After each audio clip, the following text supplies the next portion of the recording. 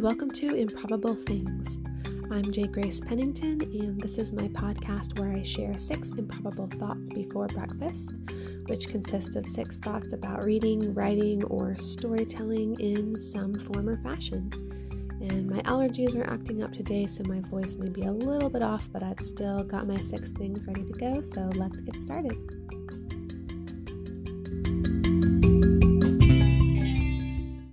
Well, first, I wanted to acknowledge that I did miss last week, and honestly, I don't even remember why. It was a little bit of a crazy week last week, and it's been a little bit busy this week too. And then next week I will be traveling, so I'll be off that week as well, but probably going to be missing more weeks moving forward too, just as I get closer to having my baby. My sleep schedule just tends to get weirder and weirder, and so sometimes I'm just not down for getting up early in the morning to do this, but I'm here now. So as I said, I have got my 6 things. So number 1, I wanted to update on Firmament Humanoid, Book 8. It is supposed to come out on the 20th, so just in a couple of days, and Lord willing that will still happen. It's all finished. I've just been having some trouble with Amazon, and there's a couple things that need to be tweaked on the cover apparently that I didn't realize, and so there's a possibility that it would be an extra day or 2, but not much more. And so I'm really excited to get that one out there. I can't wait to hear what people think of it. I really like this one, and it has some things in it that I've been looking forward to introducing into the series ever since I first planned it like a decade ago. So really excited for this one. Hopefully I can figure out the Amazon glitches. There always seems to be something that goes wrong with a book release, but I used to get super stressed out about those things and about meeting my deadlines, and now I'm just kind of like, if it's the 21st or the 22nd, nobody cares, it'll be fine. So that'll be coming out sometime within the next few days. Number 2, I am just about to start editing Intoxication. Originally, I was hoping to actually work on it this month, but that just hasn't materialized for a few different reasons.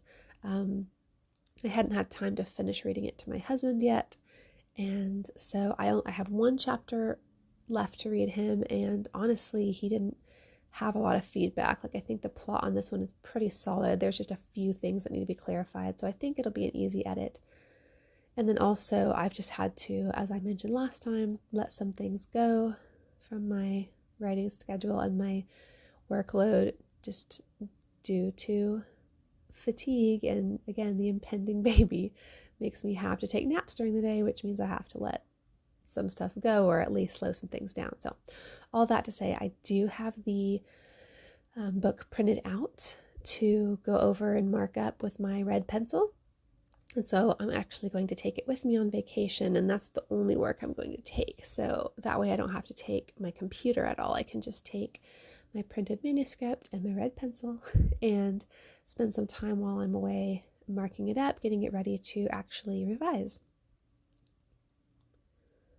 And then number 3, I'm also working on the revisions for the 2nd edition of Eleftheria, which is the book that just came out sometime last fall. I don't remember when exactly, but so that's the last one. I've finished all the other revisions, and 4 of the books the new editions are up on Amazon, working on the last few, getting up there. And so yeah, this is just definitely the home stretch for this project, and I am struggling to sort of maintain my momentum here at the end, partly because of tiredness and also partly because it just has been such a long process, and just knowing this is the last one, it's sort of hard to summon up the motivation to really plow through it. I don't know, just where my brain is right now, but I am working consistently on it. More than halfway finished. Would really like to finish it this week before I go out of town, but we will see whether that happens or not. Either way is fine.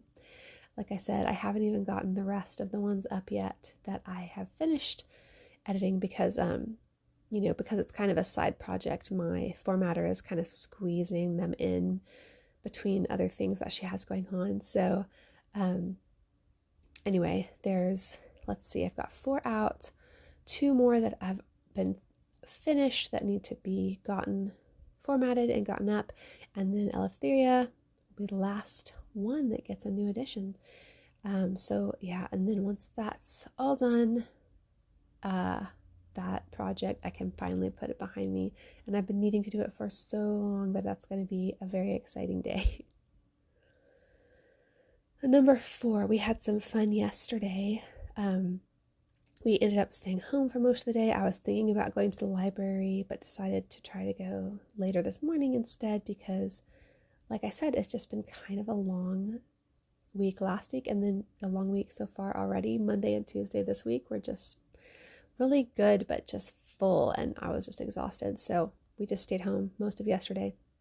And as I was doing my workout in the morning, my oldest daughter, who's almost 5, she was just kind of playing around nearby, and then she looked at me and she kind of had like one arm and one leg stuck out to one side, and she's like, "Mommy, is this a letter K?" And I told her, like, "Yes, it is, good job." And so then she became obsessed the whole rest of the day with making her body into different letters, and she would like think and try to figure out and try, and then she's like, "I'm gonna sing the whole ABCs to make sure there's none that I missed." And so she was just going through figuring out her own way to make all the letters with her body. And then she started spelling words, by making the letters. And it was just so much fun. Like, she just came up with it herself. And I just, if she asked me for suggestions on how to make a letter, I told her. But mostly she just figured out how to do them her own way. And it was just such a fun thing to kind of run through our whole day. Like, we would be on to something else, like doing some activities or eating our lunch, and then as soon as she's done, she'd be like, "Can you come watch me make some more letters?" Like, it was so cute. So yeah, that was a little fun, I guess sort of school related activity that just got spontaneously incorporated into our day, which those are always some of my favorite times, where we just sort of get educational opportunities sprinkled in without extra effort. It just happens naturally, and I love it. The number 5 am I currently reading. For my birthday, my husband, I'm going to back up a little bit. A few months ago, one of my friends told me that she was listening to the podcast Cultish by Apologia. And I had heard of it, and I'd actually heard the Cultish guys on a couple of crossover podcasts with another one that I listened to. And so I was familiar with it, but had never really had that much interest. But just hearing her talk about it, and plus I had to boot a couple of my normal podcasts from my listening rotation for various reasons recently. So there was kind of a gap in my podcast listening availability.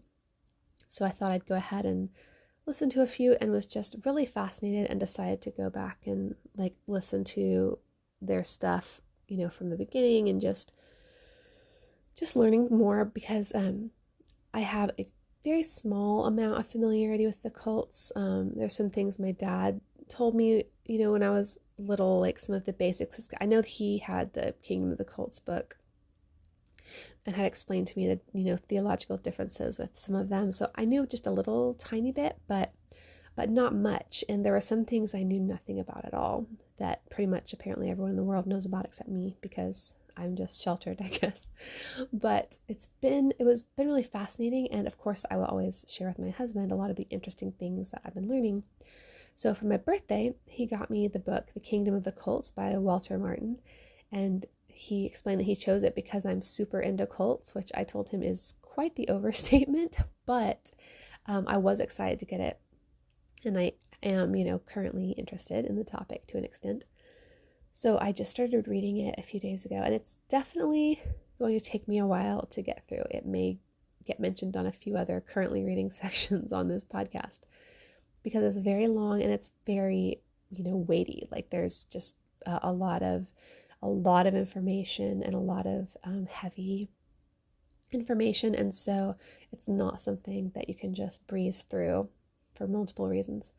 But it's been super interesting so far, and just, gives information in general about different cults, and then I guess, delves into specifically some of the cults, what they believe, like giving references for where we can see those beliefs in their history and in their literature, and also going into the history of, like, so far I'm still in the first one, which is Jehovah's Witnesses, because there's so much information. The chapters are very long.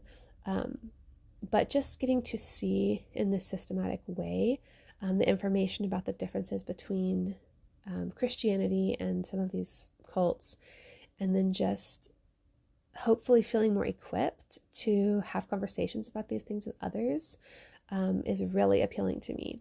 And so, and plus I love just learning about things, honestly. I love learning about pretty much anything.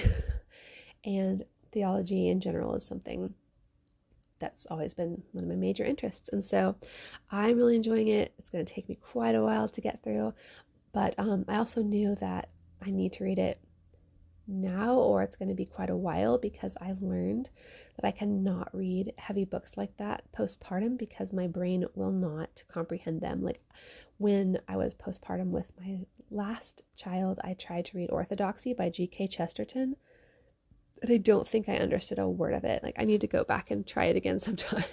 And there were a couple other books like that I went to review last year, because I, reviewed the books in the previous year on my blog. And I was just my review was basically just like, I read this postpartum, and so I literally have no memory of it. So I didn't want that to happen with Kingdom of the Cults. So I'm reading it now. And I guess I'll keep y'all updated, because I'm sure I'm not going to be done with it by the next time I get on here.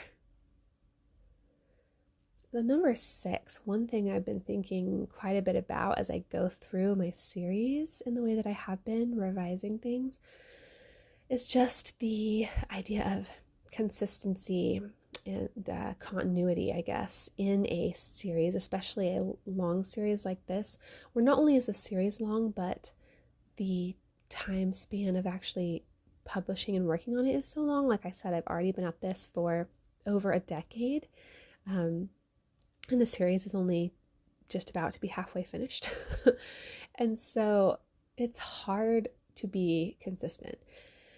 And as I've had a little bit of a bird's eye view of the books that are already out, because I've gone over, the first 6 books, working really hard over the past 3 months to revise them, I've been able to see and fix some of these issues. But also I know there's some that I'm still not going to see. And there's a couple where I did see them, but I was just like, well, it needs to be that way for the story, and it's not something that really matters.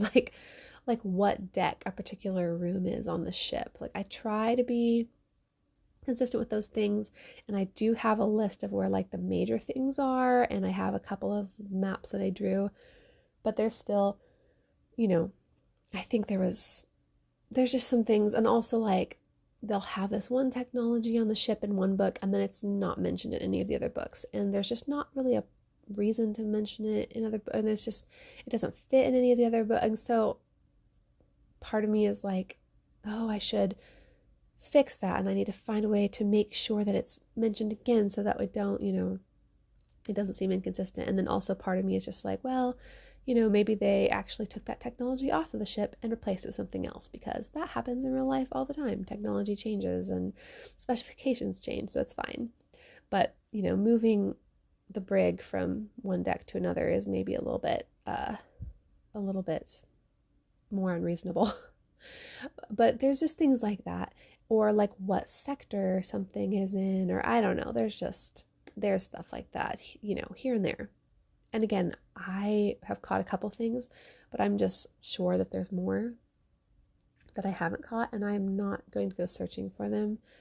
And here's the thing. One very comforting thought I have had, because my series is so heavily inspired by Star Trek, and just in tone and kind of story type, it's very similar. So I've drawn a lot of comfort by it's so bad in Star Trek. Like, nothing is ever consistent. I've been watching through, especially in the original series, but even later too. Like, I've been watching through the original series as I've been working on this, And oh, it's such a mess. Like, I love it. It's one of my favorite shows in the whole world, but oh, it is a mess in every way. Like, it's so bad. There's no consistency ever, and everything is so corny, and everything just, my husband likes to say when something, you know, there's a story where something in the plot line doesn't make sense or doesn't fit or whatever. He's like, well, the story needs the plot to happen. And that's how it is all the time. It's just like things happen just because the story needs it to happen, and there's no real rhyme or reason. And so, I mean, that's so. And I mean, clearly it hasn't hurt Star Trek because it has this massive following and all these spin-offs, and it's still going strong and all this stuff. So I feel like, well, surely if something's in the wrong sector once or twice, or a different place on the ship, in my series, like, it's gonna be okay. It's like, it's fine. Nobody is gonna care about that. Or there will be like, if the series ever gets popular enough for this, there will be like a few nerds that find these inconsistencies and like make a list of them or something. If I feel like is the worst that's going to happen. Like, it doesn't hinder the story. It doesn't really impact the world. Like, basically it's fine. But it's kind of good that I have an example like Star Trek, I feel like, because I'm such a perfectionist and so OCD that I could easily just get very obsessed with like making 100% sure like everything's consistent all the time. And I think it's like, it's I don't want to be lazy, and I don't want to be complacent. Like, I want to, like, I do have like a map of the galaxy and the sectors, and a map of the ship, and a list of crew members in the like key positions. Like, I do have these things that I use, that I've worked hard on to try to keep things consistent. But if there are things that fall through the cracks, it's been helpful for me to remember I don't have to obsess about those things. Like, those are not, as long as it's not major enough that it detracts from the story, because the point really is the story and the characters and their relationships. And none of those are impacted if something was in sector, 168 one time and 143 another time. As long as